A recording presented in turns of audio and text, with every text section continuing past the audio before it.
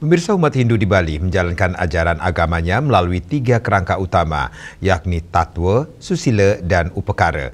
Dari ketiganya, aspek Upakara menjadi praktik yang paling dominan dalam kehidupan sehari-hari yang diwujudkan melalui berbagai upacara dan upakara. Salah satu momen penting dalam siklus keagamaan Hindu adalah Purnama kelima yang diperingati dengan penuh kesakralan oleh umat Hindu di seluruh Bali. Secara ritual, umat Hindu mengaturkan upakara sebagaimana mestinya, minimal canang sari atau lebih tinggi lagi pejati sesuai kemampuan dan keyakinan masing-masing. Purnama memiliki makna spiritual yang mendalam. Bulan penuh melambangkan kesempurnaan alam semesta serta puncak kekuatan kosmis yang membangkitkan energi baik secara spiritual maupun emosional. Purnama itu adalah simbol dari kesempurnaan alam dan energi spiritual. Saat itu sangat baik bagi umat untuk memperkuat emosi keagamaan dan kesadaran spiritual.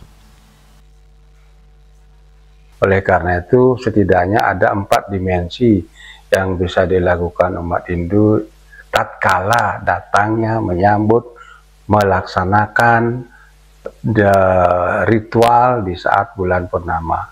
Pertama ada dimensi ritual, itu sudah pasti seperti disebutkan tadi, momentum religius umat Hindu mengaturkan persembahan, lalu dilanjutkan dengan persembahyangan. Itu secara dimensi ritual. Yang penting sebenarnya adalah dimensi intelektual, karena simbol dari bulan matahari karakteristiknya adalah membawa sinar terang, pencerahan, kejernihan pikiran dan batin. Karena itu tidak hanya sebatas ritual, sebenarnya umat Hindu yang dilakukan meningkat dari ritual ke intelektual. Kemudian implementasinya dalam kehidupan nyata turun ke dimensi sosial. Ya, tidak ada artinya jika ritual itu semakin tinggi, semakin meningkat frekuensi dan durasinya, jika di tataran humani, kemanusiaan rendah.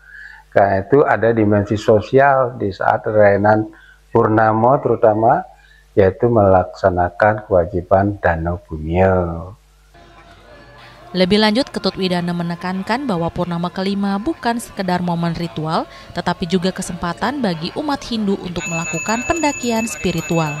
Ada 4 dimensi yang dapat dilakukan, yaitu dimensi ritual, intelektual, sosial, dan spiritual. Puncaknya adalah kesadaran spiritual di mana manusia menyadari hakikat sejatinya sebagai atma yang bersumber dari Tuhan.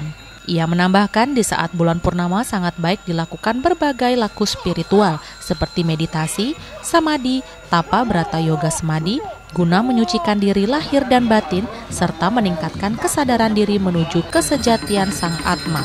Kesadaran sejati adalah menyadari bahwa jiwa kita berasal dari Tuhan dan tujuan akhir kehidupan adalah kembali pada sang kekal melalui jalan spiritual. Ketut Widana mengingatkan bahwa kesadaran umat Hindu tidak boleh berhenti pada tataran simbolik semata, baik pada saat purnama, tilem, kajeng kliwon, maupun menjelang galungan dan kuningan. Umat perlu meningkatkan pemahaman spiritualnya. Jangan berhenti pada bersifat dualistis dan seremonial, tapi terus naik ke tingkat intelektual, sosial, hingga spiritual.